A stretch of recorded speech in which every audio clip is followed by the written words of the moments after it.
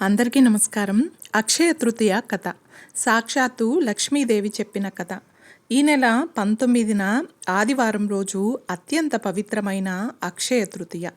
ఈ అక్షయ తృతీయలోపు ఎవరైతే అక్షయ తృతీయ పవిత్రతను తెలిపే సాక్షాత్తు స్వయంగా లక్ష్మీదేవి నారదునికి చెప్పిన ఈ పవిత్ర కథను ఎవరైతే భక్తి శ్రద్ధలతో వింటారో వారికి సకల సంపదలు కలుగుతాయి, అనంతమైన పుణ్యఫలం కలుగుతుంది.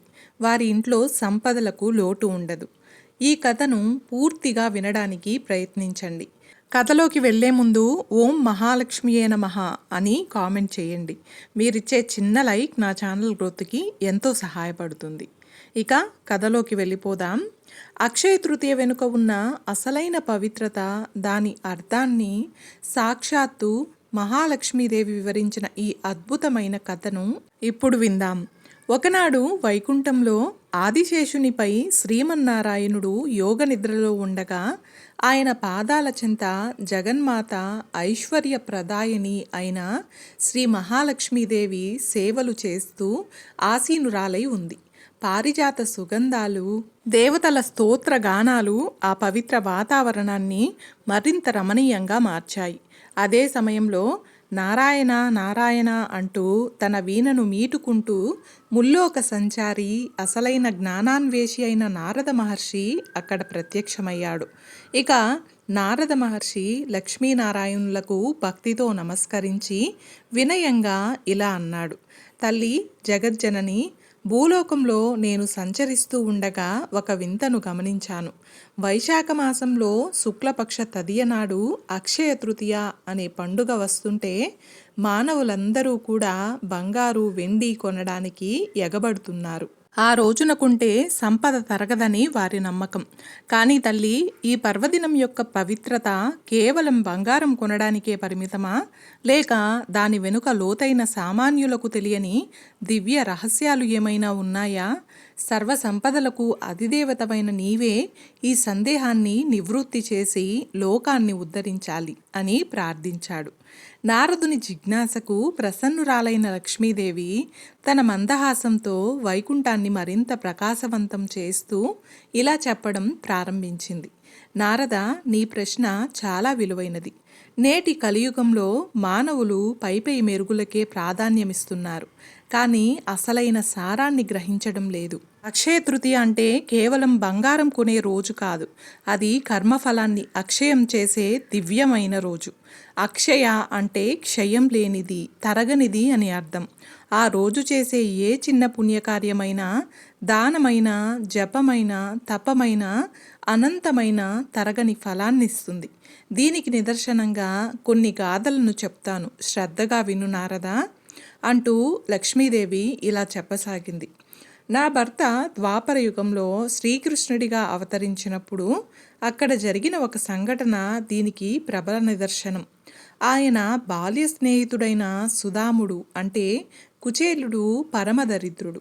కట్టుకోవడానికి సరైన వస్త్రాలు, తినడానికి తిండి లేని పేద బ్రాహ్మణుడు. అతని భార్య సుశీల పిల్లల ఆకలిని చూడలేక, నాదా, మీ స్నేహితుడు ద్వారకాధీశుడు కదా, ఆయనను ఒకసారి దర్శించుకుంటే మన దరిద్రం తీరవచ్చు అని ప్రార్థించింది. స్నేహితుణ్ణి చూడాలన్న ఆతృత ఉన్నా ఏమీ లేకుండా వెళ్ళడానికి కుచేలుడు సిగ్గుపడ్డాడు.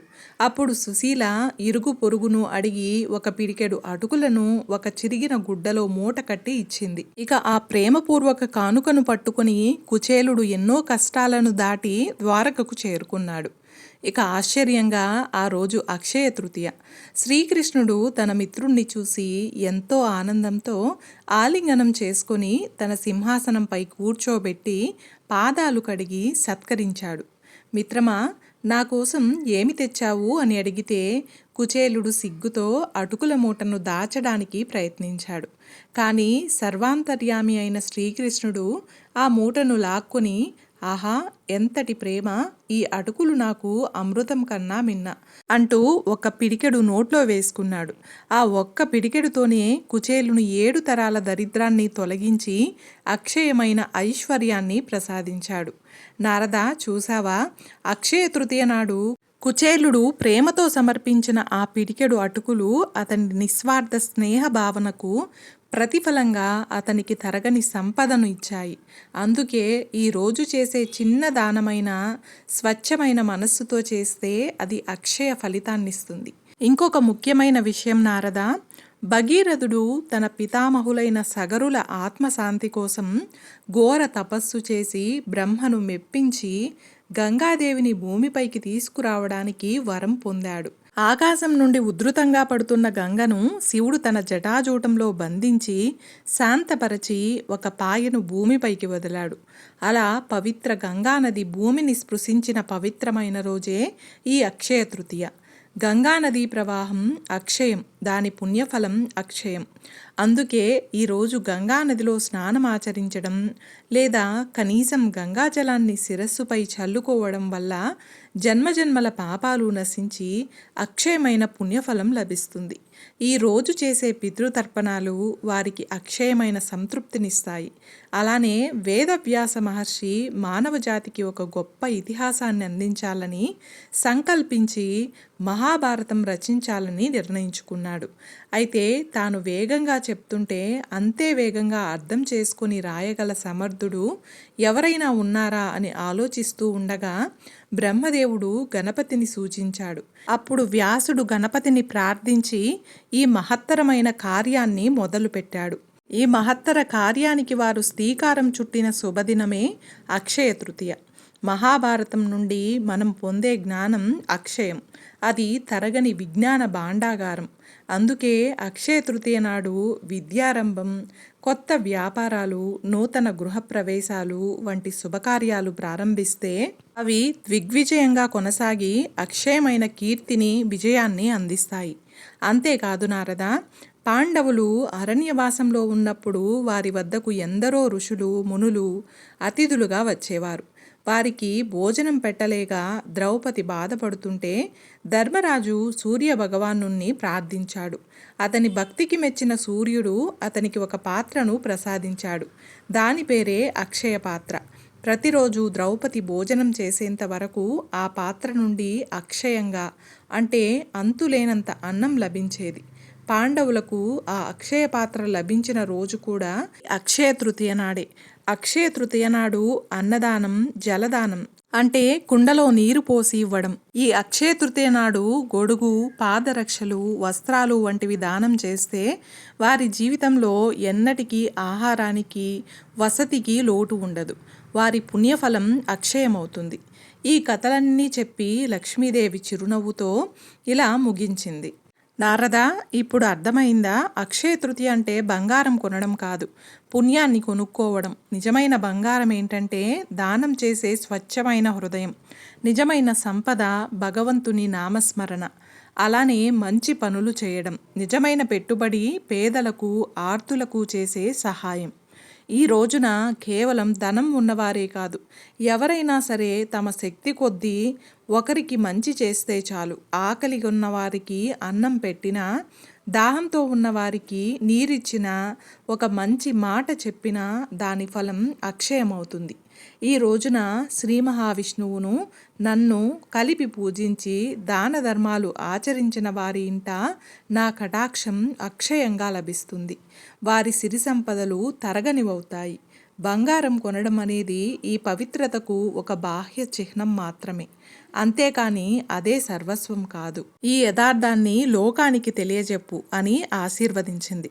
ఇక నారద మహర్షి ఆ దివ్య రహస్యాన్ని గ్రహించి కళ్ళలో ఆనంద బాష్పాలతో, తల్లి ధన్యవాదాలు, నేను ధన్యుడనయ్యాను. అక్షయ తృతీయ యొక్క అసలైన పవిత్రతను నాకు తెలియజేశారు.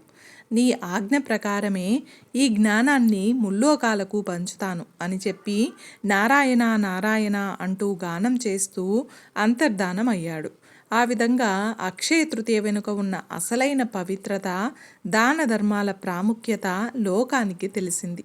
ఈ పవిత్ర కథను ఇప్పటి వరకు భక్తి శ్రద్ధలతో ఎవరైతే పూర్తిగా విన్నారో వారికి ఆ లక్ష్మీదేవి ఆశీస్సులు నేరుగా అందుతాయి. ఇక అక్షయ తృతీయ మహిమాన్వితమైన రోజు. ఈ రోజు ఏ కార్యం చేసినా అది అక్షయమవుతుంది. అది మంచి కార్యమైనా చెడు కార్యమైనా సరే. అయితే కొద్ది కాలం నుండి అక్షయ తృతీయ నాడు బంగారం కొనడం అనే ఆచారాన్ని ఎక్కువగా చూస్తున్నారు. అలాంటి ఆచారాన్ని ఎవరు పెట్టారో తెలియదు, కానీ శాస్త్రాలలో అసలు ఈ విధంగా చెప్పనే లేదు. ఈ అక్షయ తృతీయ పర్వదినం గురించి శ్రీకృష్ణుడు ధర్మరాజుకు ఇలా చెప్పినట్లు భవిష్య పురాణంలో ఉంది. పూర్వం దరిద్రుడు, ప్రియవాది, సత్యవ్రతుడు, జనభక్తుడు అయిన కోమటి ఉండేవాడు. అతను ఒకసారి వైశాఖ మాస శుక్లపక్ష మహత్యాన్ని పెద్దల ద్వారా విని అక్షయ తృతీయ నాడు గంగా స్నానం చేసి ఇంటికి వచ్చి దేవ పూజ చేసి లడ్లు, విసనకర్రలు దానం చేశాడు. ఆ కోమటి తర్వాత జన్మలో కుశవతీ నగరంలో ధనవంతుడైన ఒక క్షత్రియుని ఇంట పుట్టాడు. ఆ జన్మలోనూ అతను తన దాన నిరతని వీడలేదు. ఎంతగా దానం చేస్తూ ఉన్నా అతని సంపద క్షయం కాకుండా అక్షయం అవుతూనే ఉంది. ఇదంతా అక్షయ తృతీయ వ్రతాచరణ ప్రభావం అని ధర్మరాజుకు శ్రీకృష్ణుడు ఈ వ్రత విశేషాల గురించి చెప్పాడని పురాణ కథనం ఉంది. ఈరోజు ఈ కథను విన్నా, చెప్పినా, చదివినా జన్మల పాపాలు పోయి కోటి జన్మల పుణ్యం లభిస్తుంది. ఐశ్వర్యం సిద్ధిస్తుంది. సకల శుభాలు కలుగుతాయి. అక్షయ తృతీయ రోజున మనం చేసే దానం 100 రెట్లు ఎక్కువ పుణ్యాన్ని ఇస్తుంది. ఏమీ చేయలేని వారైనా సరే ఎండలో తిరిగే వారికి కాస్త నీళ్లు ఇవ్వడం, లేదా మజ్జిగ ఇవ్వడం, లేదా పక్షులకు నీళ్లు పెట్టడం లాంటివి చేయవచ్చు. పేదలకు ఒక పూట భోజనం పెట్టినా చాలు. ఆ తృప్తి మీ ఇంట్లో ఐశ్వర్యాన్ని నింపుతుంది. డబ్బు ఇచ్చేదానికంటే అవసరమైన వస్తువులను దానం చేయడం ఈరోజు చాలా శ్రేష్టదాయకంగా చెప్పవచ్చు. చూశారు కదండి, ఈరోజు మనం అక్షయ తృతీయ యొక్క కథను గురించి తెలుసుకున్నాం కదా. ఈ వీడియో మీకు నచ్చినట్లయితే ఒక్క లైక్ చేసి నా ఛానల్ని సపోర్ట్ చేయండి. ఇంకా మరెన్నో ఇంట్రెస్టింగ్ వీడియోస్ కోసం నా ఛానల్ని సబ్స్క్రైబ్ చేయండి. అలాగే పక్కనే ఉన్న బెల్ ఐకాన్ క్లిక్ చేసినట్లయితే నా లేటెస్ట్ వీడియోస్ మీ వరకు వస్తాయి. Thanks for watching.